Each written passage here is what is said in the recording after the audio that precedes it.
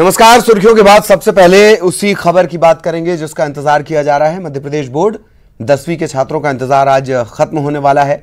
साल भर की मेहनत का परिणाम आने वाला है। मध्य प्रदेश बोर्ड 10वीं के नतीजों का आज ऐलान कर दिया जाएगा दोपहर 12 बजे।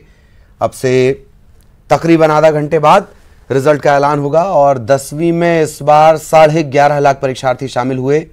कक्षा 10वीं में इस बार रिजल्ट घोषित करते वक्त टॉपर जो छात्र होते हैं उन्हें राजधानी नहीं बुलाया जा रहा। अब तक ये परंपरा थी, जो छात्र हैं वो बोर्ड ऑफिस बुलाए जाते थे, वहां पर एक जलसा या जश्न आप समझ लीजिए इस तरीके का होता था। इस बार कक्षा 10वीं में 2 विषयों में जनरल प्रमोशन दिया गया है।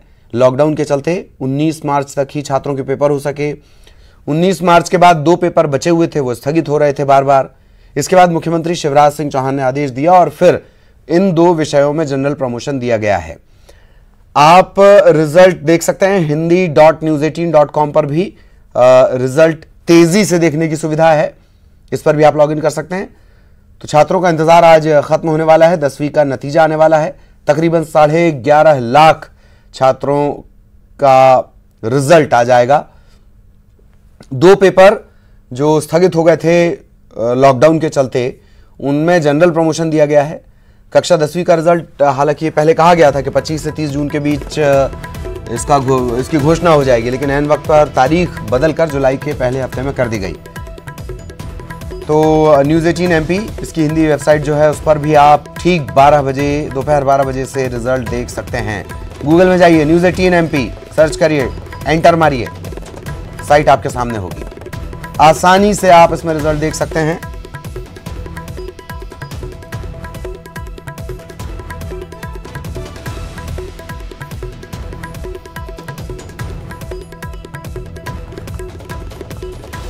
दसवीं बोर्ड के रिजल्ट का टैब आपको सबसे ऊपर साइट पर मिल जाएगा। क्लास का सिलेक्शन करना है, पूरा नाम भरना है, mobile number, email address, register कर लेना है अपने आप को और इसके बाद आगे के ऑप्शन आपके पास आएंगे। 10वीं के बाद छात्र किसी भी फील्ड में जा सकते हैं, क्या सब्जेक्ट वो ले सकते हैं, कहां अपना करियर वो बना सकते हैं, भविष्य बना सकते हैं, ये हमने कैरियर काउंसलर से बात की है, खास उन छात्रों के लिए जिनके नतीजे आज आएंगे।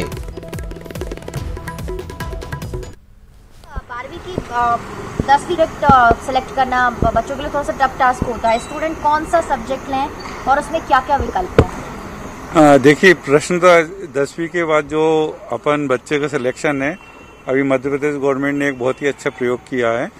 उन्होंने जितने भी शासकीय विद्यालय हैं उसमें एक डायग्नोस्टिक टेस्ट रख दिया है, जिसमें बच्चे डायग्नोस्टिक टेस्ट देते हैं। टेस्ट के परिणाम के अनुसार वो बच्चों को सब्जेक्ट दिलाते हैं। उसमें लगभग 160 क्वेश्चंस रहते हैं। बच्चों को उन 160 क्वेश्चंस का टेस्ट देना रहता है। उसके हिसाब से फिर जब परिणाम आता है तो उसके हिसाब से उनकी रुचि के अनुसार सब्जेक्ट दिलाते हैं। 10वीं के बाद बहुत सारे विकल्प हैं इनके पास। 10वीं के बाद बच्चा साइंस स्ट्रीम ले सकता है। साइंस स्ट्रीम में मैथ्स, फिजिक्स, मैथ्स लेके एक इंजीनियरिंग साइड में जा सकता है। दूसरा साइंस स्ट्रीम में बायोलॉजी के साथ वो डॉक्टरेट कर सकता है, डॉक्टरी का कर सकता है।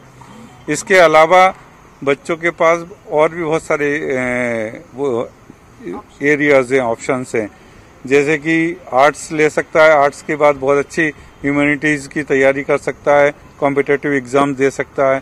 बीकॉम ले सकता है। बीकॉम के बाद वो अकाउंट्स में कहीं भी जो उसकी रुचि है अकाउंट्स में जा सकता है, कॉमर्स लेके। इसके अलावा जो बच्चे हैं कि साइंस की बहुत सारे ऐसे कॉलेजेस हैं जो डायरेक्ट एडमिशन लेते हैं। एग्रीकल्चर का विषय भी है जो बच्चे, अब बहुत ज़्यादा स्कोप, क्योंकि मध्य प्रदेश तो पिछले शायद 10-15 सालों से लगातार प्रथम स्थान प्राप्त कर रहा है। तो वो एग्रीकल्चर विषय भी बच्चों को लेके वो एग्रीकल्चर में अपना कैरियर बना सकते हैं। 10वीं के बाद एक और ऑप्शन है कि बच्चे पॉलिटेक्निक का एग्जाम दे सकते हैं, प्री पॉलिटेक्निक। उसके बाद वो डिप्लोमा या कर सकते हैं। इसी 10वीं के बाद कई बच्चे IIT। तो इस तरह की तमाम उलझनें होती हैं, बहुत तनाव भी होते हैं, एग्जाम्स के बाद तनाव होते हैं और इन्हीं सब को लेकर हम चर्चा शुरू करते हैं। एक ये बेहतरीन सार्थक चर्चा, इसके लिए सुधाकर पाराशर प्रिंसिपल हैं आप, वो हमारे साथ जुड़ी हुई हैं। अदिति सक्सेना मानव मन को बहुत करीब से जानती हैं, बाल मन की जब भी जटिलताएं होती हैं हम अदिति सक्सेना की मदद लेते हैं।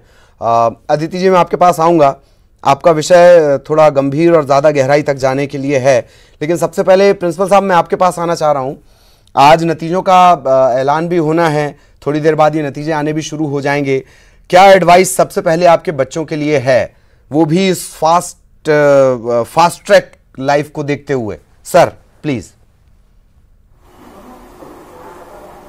मुझे लगता है कि न्यूज 18 ने ये कार्यक्रम इस तरह का करके बच्चों के लिए बहुत ही अच्छा किया है, और मेरा बच्चों को एक ही संदेश है कि बेटा ये जो परीक्षा परिणाम है ये आपका परीक्षा परिणाम नहीं है, ये मात्र एक कक्षा जिसके लिए आपने परीक्षा दी है उसका परीक्षा परिणाम है।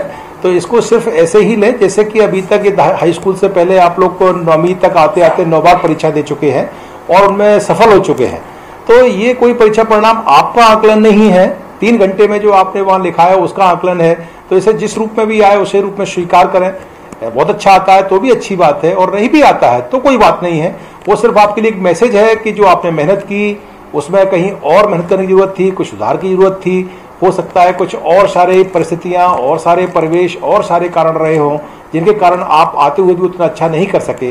तो मेरा बच्चों को सिर्फ एक ही संदेश है कि बेटा इसको इतना ज्यादा इमोशनल होकर के नहीं लें कि ये आपका परिणाम है ना। ये सिर्फ एक आपने जो 3 घंटे के भीतर परीक्षा हॉल में कॉपी में लिखा है उसका आकलन है। तो इसको सहर्ष स्वीकार करें और इससे आगे बढ़ें। इसके अपने माता पिता, अपने परिजन, अपने दोस्त, अपने शिक्षकों के संपर्क में रहें, उनसे बात करते रहें। जी जी जी। तो सुधाकर सर जैसा बता रहे हैं, आपको बहुत ज़्यादा तनाव लेने की ज़रूरत नहीं है। तो सुधाकर सर जैसे टीचर मिल जाने चाहिए थे, बहुत सारे लोग वैसे ठीक हो सकते थे। आमतौर पर कुटाई की परंपरा, भारतीय कुटाई परंपरा रही है। और 10वीं बोर्ड का, अब मैं आपकी तरफ आ रहा हूँ अदिति मैम, 10वीं का एग्जाम 10वीं क्लास में जब जाते हैं आपके सिर पर पता नहीं किन महत्वाकांक्षाओं का एक गट्ठर रख दिया जाता है। फ्रॉम द बिगिनिंग आपने 9वीं पास करी और वो गट्ठर आपके सिर पे रखा है। आप समझ रही हैं इस बात को, और बड़ा बालमन है, ऊर्जा अथाह है, डायवर्शन के चांसेस बहुत ज्यादा हैं। ऐसी स्थिति में 10वीं का नतीजा आ जा रहा है। जी प्लीज। बिल्कुल सही कह रहे हैं आप कि हमारे को बहुत पहले से बता दिया जाता है कि भैया 9th के बाद 10th 11th 12th बहुत ही क्रूशियल टाइम होता है। इस समय आपको, आप बन गए तो बन गए, नहीं बने तो फिर पता नहीं क्या होगा। और ये जो सोच है जो आप बच्चे के मन में डाल देते हैं, सोच नहीं, ये डर जो आप बच्चे के मन में डाल देते हैं, वो शायद बहुत कुछ अच्छा करते करते भी तनाव ले लेके शायद ना कर पाए। दूसरी बात यह है कि अब इतने ज्यादा, जैसे सुधाकर जी ने कितने अच्छे से सही बात कही कि ये सिर्फ एक कक्षा का परीक्षा फल है, ये कुछ सब्जेक्ट्स का है, कुछ 3 घंटे का है, मगर हम जो डर डालते हैं वो जिंदगी भर का डाल देते हैं कि इन 3 घंटों में अगर आपने सही परिणाम नहीं लिया तो आपकी जिंदगी, मतलब फिर उसके बाद में कुछ नहीं किया जा सकता। जबकि मेरा हमेशा कहना माता पिता से होता है, बच्चों से नहीं। बच्चे तो वो करेंगे जो आप बताएंगे उन्हें। बच्चे सीख रहे हैं, बच्चे देख रहे हैं, बच्चे अनुकरण कर रहे हैं। वही अगर माता पिता ये समझें कि 9th-10th के बाद ही करियर नहीं बनता है। बहुत सारे लोग होते हैं जो कि 12th में PCM लेने के बाद में कॉमर्स करना चाहते हैं, या वो लोग रिसर्च करना चाहते हैं, या वो लोग डिजाइनिंग में जाना चाहते हैं। ऐसे ही कॉमर्स वाले जो हैं वो बायोटेक कभी करना चाहते हैं, जो भी।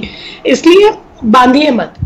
9th के बच्चे को नहीं मालूम है कि वो क्या करने वाला है, और आपको भी नहीं मालूम कि उसकी क्षमताएं, उसकी जो पोटेंशियल है वो कहाँ है, उसका इंटेलिजेंस कहाँ है, उसकी रुचियां कहाँ है।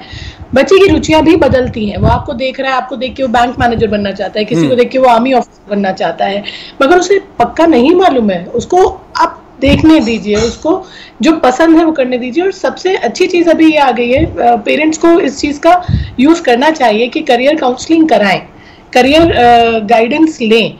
आजकल हमारे यहाँ बहुत बहुत बढ़िया तरीके से ट्रेनिंग मिल रही है, बहुत अच्छे असेसमेंट्स हैं जहाँ पे बच्चे के बारे में बच्चे को खुद को भी समझ में आता है। और आप देखेंगे कि क्लोज वो अपने इंटरेस्ट के पास जाएगा, उतना ही अच्छा बच्चा, उतना ही खुश बच्चा, उतना ही सफल का मतलब, मैं अगेन तरक्की के हिसाब से नहीं बोल रही हूँ। सफल का मतलब होता है एक व्यक्ति जब अपने वातावरण में अपने आप को खुश रखते हुए अपने आसपास के लोगों के साथ में शांति से रहते हुए निकाल पाए। तो जीवन सफलता के क्राइटेरिया को हम सैलरी बोलकर बहुत छोटा कर देते हैं, बिल्कुल पैक कर देते हैं शायद। ये एक आपने सब्जेक्ट को लेकर जिक्र किया है, मैं आऊंगा उस सवाल को लेकर, लेकिन मैं पहले प्रिंसिपल सर के पास जाना चाहूंगा। सर एक बात है, थोड़ा सा मैं इस एग्जाम को लेकर समझना चाहूंगा। 2 सब्जेक्ट हैं जिनके बच्चों ने एग्जाम नहीं दिए हैं, उनका जनरल प्रमोशन होगा, तो बाकी के जो पेपर दिए गए थे उन्हीं के आधार पर ये परिणाम आएगा। क्या कोई स्पेशल मेथड इसमें होगी या जो पुराने पेपर्स थे उनके वैल्यूएशन से ही मेरिट लिस्ट तैयार की जाएगी? ये थोड़ा सा समझाएं सर। जी आपने ठीक कहा कि इस वर्ष कोविड-19 के कारण जो 10वीं के परीक्षार्थी थे उनके जो 2 पेपर रह गए, वो 2 पेपर वो नहीं देख सके। और अब जो बोर्ड ने निर्णय लिया है वो ये लिया है कि जो आपने पेपर दिए हैं उनके आधार पर ही आपके अंकों का मूल्यांकन होगा और वही एवरेज मार्क्स आपके विषयों में माने जाएंगे। लेकिन जो अदिति जी ने बात की, मुझे उससे बहुत अच्छा लगा कि ये जो हमारे यहाँ बच्चे हैं वो बहुत सारी जगह लाभ ले सकते हैं। अच्छे काउंसलिंग, हमारा माध्यमिक शिक्षा मंडल ने काउंसलिंग की व्यवस्था की है, वहाँ काउंसलर से फोन पर बात कर सकते हैं। स्कूल शिक्षा विभाग के काउंसलर्स हैं, वहाँ फोन पे बात कर सकते हैं। तो मुश्किल यह नहीं है कि आपके अंक क्या आ रहे हैं या पद्धति क्या है। ये जब विभिन्न आप आगे बढ़ेंगे तो विभिन्न प्रतियोगी परीक्षाएं देंगे और आगे यूनिवर्सिटीज में जाएंगे तो मूल्यांकन की पद्धतियां भी बदलेंगी, विषय के आकलन भी बदलेंगे। मुश्किल यह है कि हमें उनके साथ खुद को कैसे जोड़ना है और अपनी चीजों को शेयर करते रहना है। मुझे लगता है कि ऐसे बच्चे जो इस कार्यकाल में अपने आप को अकेला कर लेते हैं, चुपचाप रहते हैं, उसमें बहुत अधिक जिम्मेदारी बढ़ जाती है हमारे माँ बाप की, शिक्षकों की और परिवेश की, कि इस समय पर चूंकि उनका बाल मन है, बहुत जल्दी किसी चीज को वो ले लेते हैं। तो हमारी कोशिश होनी चाहिए कि हम उन्हें अकेला ना छोड़ें, माता पिता खासकर उनके साथ समय बिताएं, है ना। और बच्चों से भी मेरी सलाह है कि अपने दोस्तों के साथ रहें, शिक्षकों से बात करते रहें और ये जो मूल्यांकन पद्धति है इसको स्वीकार करें, क्योंकि आपके निश्चित रूप से 2 पेपर नहीं हो सके तो उन पेपर के कारण हो सकता है आपको लग रहा हो कि उनमें बेहतर करता, लेकिन कोई बात नहीं है, मूल्यांकन पद्धतियां बदलती रहेंगी समय के साथ। हमको जो भी परीक्षा परिणाम है उसको स्वीकारोक्ति हमारे भीतर से आए, बस ये बड़ी बात जी। और वो भी सहज स्वीकारोक्ति आए, वो शायद और ज्यादा बेहतर है कि सहजता से हम उसे, और ये कर पाएंगे माता पिता और शिक्षक। सहज स्वीकारोक्ति, ये माता पिता और शिक्षक, ये आपने जो बात कही इस पर मैं जोड़ना चाहता हूं, सहज स्वीकारोक्ति जी, ये बहुत बड़ा वर्ड है। क्योंकि ये जो परिणाम है ये एक दिन ऐसा नहीं है कि हमने साल भर यदि बहुत अच्छे से पढ़ा है तो हमारा परीक्षा परिणाम एकदम से खराब होने वाला, या साल भर हमने ठीक से नहीं पढ़ा है तो एकदम से हम आज मेरिट में आ जाने वाले हैं। तो वस्तुतः ये है कि हम को पूर्व से पता रहता है, थोड़ा आकलन रहता है कि हमारा परीक्षा परिणाम लगभग कितना आएगा। बस उसको स्वीकार करें कि हम ठीक से मेहनत नहीं कर सके तो कोई बात नहीं, अब मैं तय करता हूं कि आगे से ठीक करूंगा। एक बात। दूसरी अदिति जी की बात से मुझे एक बात याद आई कि मैं बच्चों से कहना चाहूंगा आपके चैनल के माध्यम से कि बेटा इस दुनिया में बहुत सारे ऐसे लोग हुए हैं जो ये जो नियमित कक्षाएं थी 10वीं की 12वीं की उन्हें बहुत अच्छा नहीं कर सके, लेकिन आज विभिन्न क्षेत्रों में आज वो अपना नाम रोशन कर रहे हैं, देश का नाम रोशन कर रहे हैं, अपने परिवार का नाम रोशन कर रहे हैं। तो आपकी क्षमताएं असीमित हैं, ईश्वर ने आपको अनंत संभावनाएं दी हैं, उनको टटोलें। एक परीक्षा परिणाम के आधार पर आपका मूल्यांकन किसी भी बच्चे का करना मेरे ख्याल से ये उचित नहीं होगा। बिल्कुल। और माता पिता के साथ मैंने भी कितनी सहजता से जिम्मेदारी शिक्षकों पे डाल दी। दरअसल ये हमारा माइंडसेट हो गया है कि हम हर चीज के लिए टीचर को कितनी सहजता से ब्लेम कर देते हैं।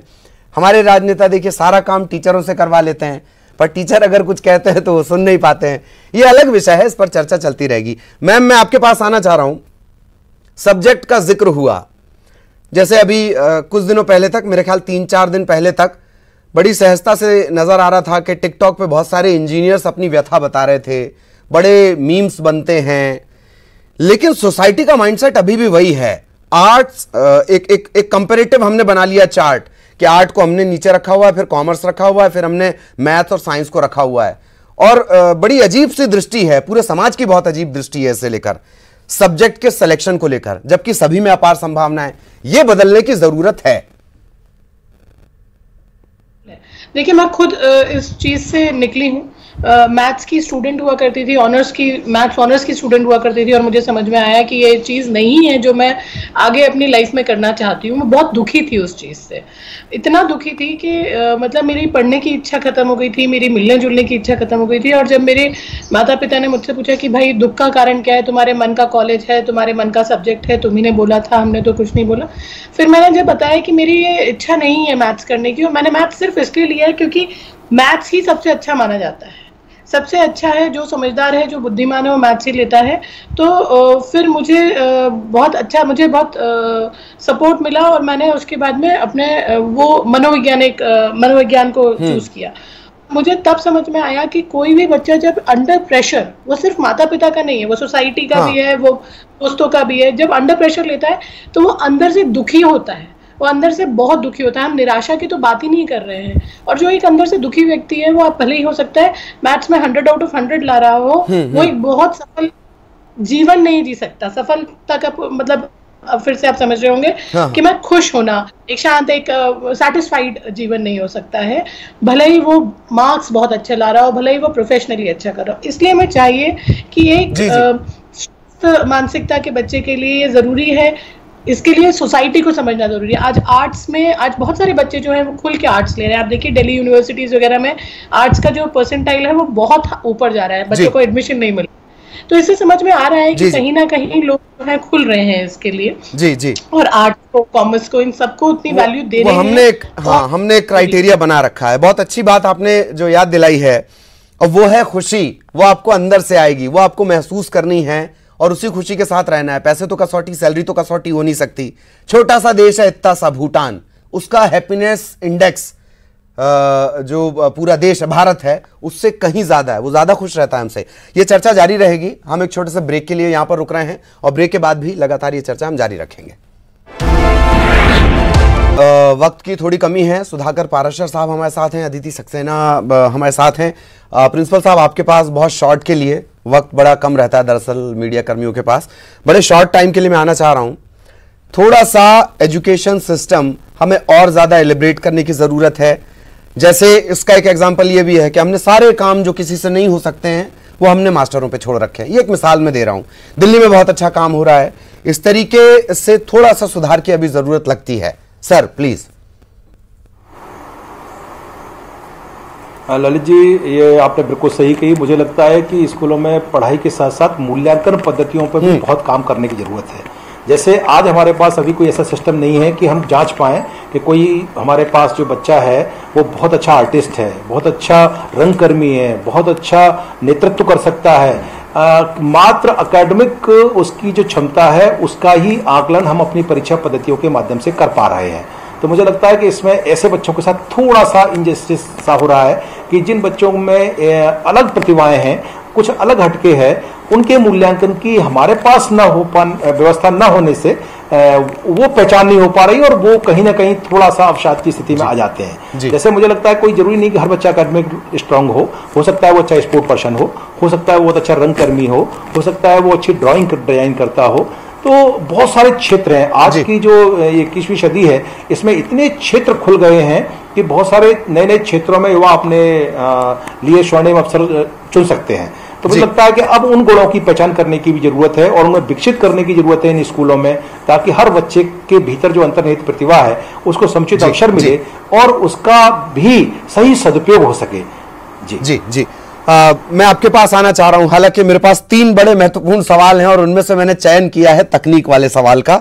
10वीं का बालमन, मैंने जैसा कहा कि अथाह ऊर्जा का प्रवाह शुरू हो जाता है और तकनीक का इन्वॉल्वमेंट हो गया है बहुत ज्यादा, जो सीधे आपके मानस पटल पर असर डालता है। क्या आप सजेस्ट करेंगी तकनीक के इस्तेमाल को लेकर? जी प्लीज। ललित, बहुत शॉर्ट में बताऊंगी कि तकनीक हर चीज की खराब है, मगर तकनीक उतनी ही हेल्पफुल है, उतनी ही ज्यादा क्या कहते हैं सपोर्टिंग होती है किसी भी व्यक्ति के लिए। तो हमारे को इस चीज पे हमेशा ध्यान रखना है कि कितना और कितना नहीं। अगर हमने बच्चों को अपनी तरफ से अपने एग्जाम्पल के तौर पे ये समझा दिया और सिखा दिया कि भाई हम भी उतना ही करेंगे जितना आप कर सकते हैं, मतलब जितना करना जरूरी है, आप देखिएगा असर बहुत अलग होता है। हम खुद जो बच्चे हमारा अनुकरण कर रहे हैं, हम उनके सामने अगर अच्छा एग्जाम्पल नहीं रखेंगे तो कोई भी आप एक्सपेक्ट मत करिए कि बच्चे भी बहुत अलग दिशा में जाएं, बहुत सही दिशा में जाएं। हम खुद बहुत ज्यादा अच्छे एग्जाम्पल पुटअप नहीं कर रहे हैं। इसलिए इस समय की जो जरूरत है उस ज़रूरत को ध्यान रखें, उसकी जो इम्पोर्टेंस है, उसकी जो बेसलाइन अंडरस्टैंडिंग है उसको क्लियर रखें। पेरेंट्स के लिए ये बहुत परेशानी की बात हो जाती है, क्योंकि आजकल टाइम ज़्यादा नहीं है, तकनीकी सारी जितना भी है टेक्निक्स वगैरह सब यहाँ पे है। मैं आपको जाते जाते, अब क्योंकि टाइम की कमी है इसलिए ललित एक बात कहना चाहूँगी। जिस तरह से सुधाकर जी ने बताया अभी कि MP बोर्ड ने अपनी एक हेल्पलाइन रखी हुई है, इसी तरह से एक उमंग किशोर हेल्पलाइन है 14425 पे। यहाँ पे ट्रेंड मनोवैज्ञानिक बैठे हुए हैं, बिल्कुल ट्रेंड काउंसलर्स हैं यहाँ पे, जो कि बच्चों को, और इस समय क्योंकि आज रिजल्ट निकल रहा है और आने वाला है और बच्चों को काफ़ी सारी चीज़ों की उथल पुथल हो सकती है, भावनाएं ऊपर नीचे हो सकती हैं, यहाँ पे बात करें, यहाँ पे करियर के लेके भी बात कर सकते हैं, यहाँ पे अपनी भावनाओं को लेके बात कर सकते हैं, यहाँ पे पेरेंट्स भी बात कर सकते हैं और टीचर्स भी बात कर सकते हैं। ये टोल फ्री है, ये फ्री ऑफ कॉस्ट है, और यहाँ के जो रिजल्ट्स हैं वो बहुत अच्छे हैं, क्योंकि यहाँ एक एक जना जो है वो ट्रेंड है इसी सारी चीज़ों के लिए।